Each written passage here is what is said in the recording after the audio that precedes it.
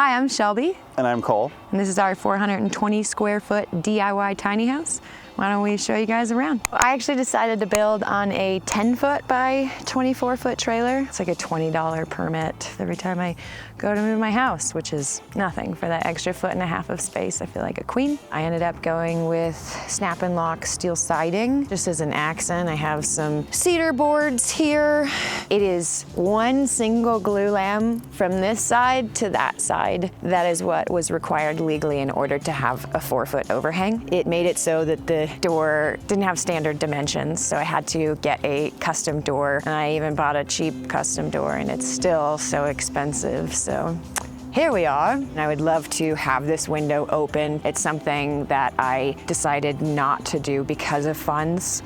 Is a window worth $4,000 or $5,000, or is there better things that I can do with that? For skirting, I have what is probably 2-inch foam board that I've just custom cut to fit and painted. This is my mini split, which is my heating and AC. The mini split actually, in order to be certified, needed its own box over here. We have a Nature's Head toilet. It comes with a fan that's like this big, and that's expected to dry your solids out, and it doesn't even do a quarter of a job. So we installed a Big Daddy fan out here. That's only been on for about a month, and we have had no smell except out here, which is fun.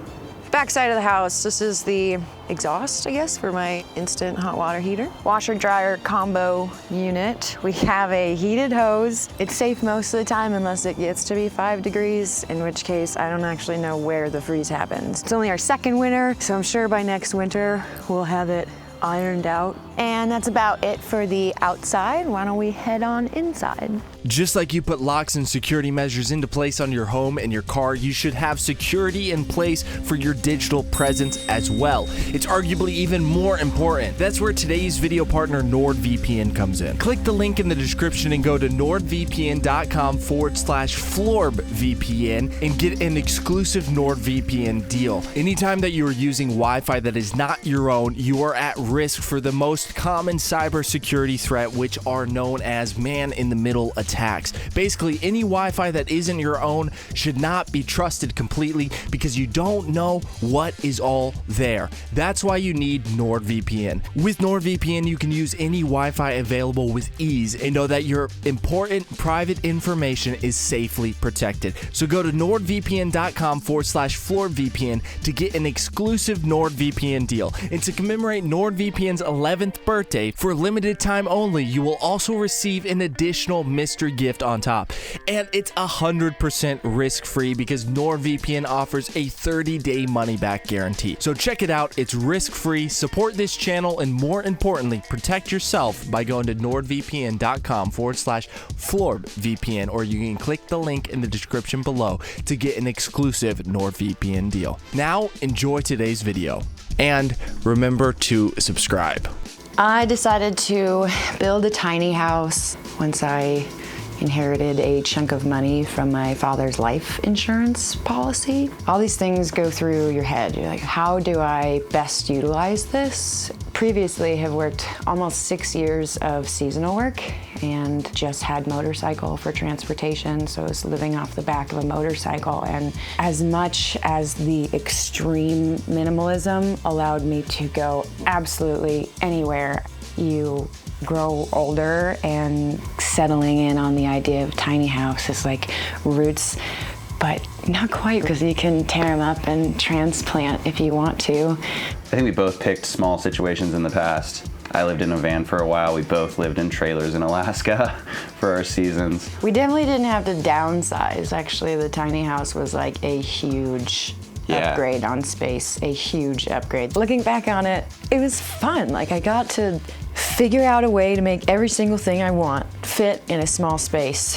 The first thing that I did was build a small foam board model. I had to see it in order to understand that that was going to work. And then from the stall house, I drew it out on SketchUp. And the company that I bought my trailer from, They are like certified by Washington Labor and Industry. So I sent them my drawing and they drew me up plans. Honestly, just being a little person with two little hands and an arm span this big and like trying to hold up a 20-foot board, you're like, how am I gonna fasten this board when you had to get really creative. I put a lot of weird things on ladders. I did a lot of weird things on top of ladders. There's about $40,000 into the build, but like I said, the house is never done.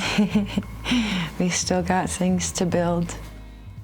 Mirrors, of course, help open up small spaces. Found the world's biggest, most gaudy mirror and absolutely had to have it. This couch is a storage couch. This is the first thing that I ever built. I cut into a bunch of pallets for the outside. A really great way to hide things that you don't use all the time, but you use frequently enough to not crawl up into the loft. Up here, I have like summer shoes and a suitcase. An extra guitar gets thrown up there. Just things that you don't want cluttering your space.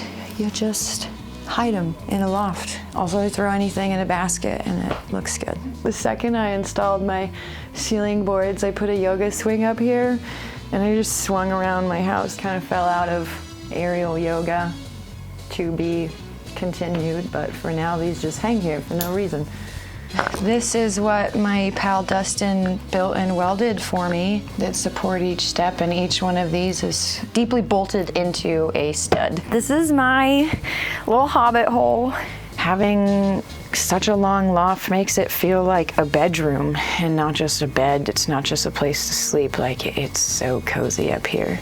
Here's this closet that I love so much. Having an enclosed closet would just take up a lot of space. So instead of a closet, I have installed these little hooks that are all evenly spaced. I have hidden the hooks with these beautiful birch branches. They serve no purpose except, I don't know, to look like a curtain rod. I love old things like this basket. I mean, everything I've ever found is thrifted or antique stored.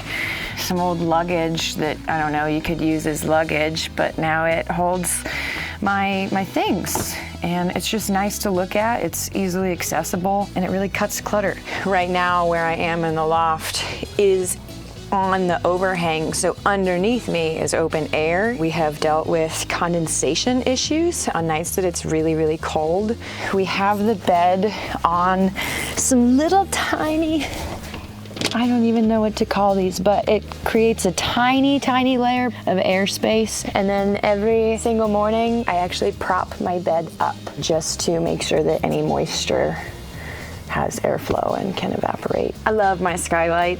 Sometimes birds crawl on here and that's really fun because they're like 3 feet away from your face and they have no idea, and you're just like, you just wake up and you like experience magic in your first like few moments of waking up. And this is my beloved rooftop deck. Enjoy having company out on. It's just really such an intimate time because you're in the treetops.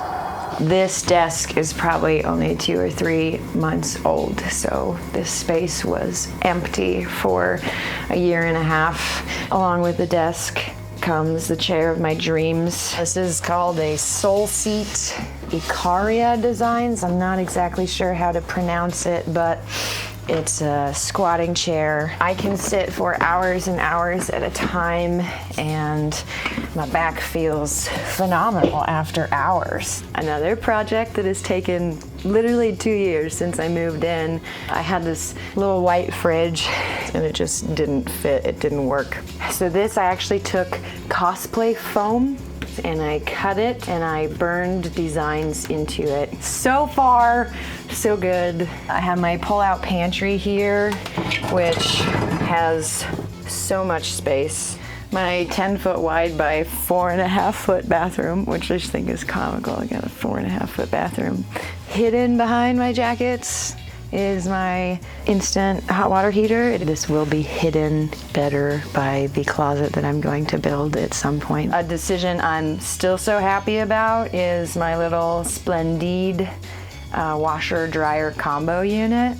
It has a pretty small drum, but I don't have to go to a laundromat, and I'm just so grateful for not having to go to a laundromat every time you need to do laundry. The idea of a composting toilet is awesome. It separates the liquids from the solids, runs a fan through the solids at all times to hopefully, ideally, dry them out. If that doesn't happen, it gets stinky. So install a bigger fan on your nature's head. I had a lot of fun painting my bathroom. I knew that I wanted stars in the night sky, but this drippy effect I created itself, there's also like glitter in the paint.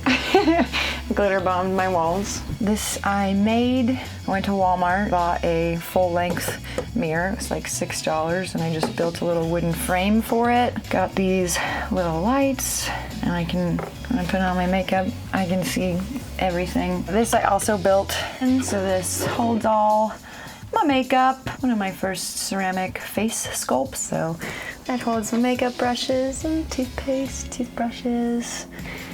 I am super, super pleased with the design of the kitchen. So I have a Italian-made propane range.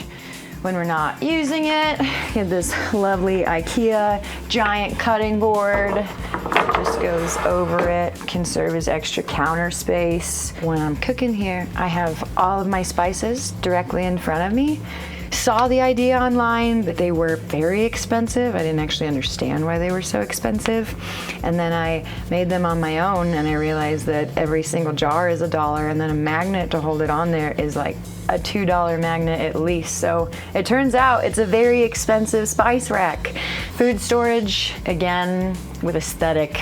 I could have a bunch of boxes and bags out here, and it would just look and feel cluttered. I utilized my one window with light as best as I could by hanging some shelves. I feel very proud, like everything on here I made. Something I would so recommend in the tiny house is a huge sink. Like, it's just important. The sink's so big it doesn't throw off the feel of the house. It's got this little roll-out guy that sits on a lip, and this is like when we do our dishes, usually few enough that we just dry them on here, so it doesn't take up any counter space. You don't have to worry about water, like it all just drips right in there. This thing's awesome. Also, when I'm watering my plants, like most of them don't have like saucers to catch the water, so I'll just put them all on here and just like give them a bath, like little bath time, plant bath time. So this thing's a lifesaver. I mean, even if you don't have a sink with one of these, they sell them. When I built the house, I had this idea in my young 24-year-old mind that like this would be my house forever, that like if I'm gonna do this, it's going to be a long investment. And now after just 2 years being in the house, I'm not gonna be in a tiny house forever. However, because I did most of the labor myself, I'm gonna be able to sell this thing for more than it cost to build it. And at one point that could be a great down payment on a house. Or maybe I decide to live on a boat. I don't know, you know, like whatever's next, this house is still going to be a step to get there.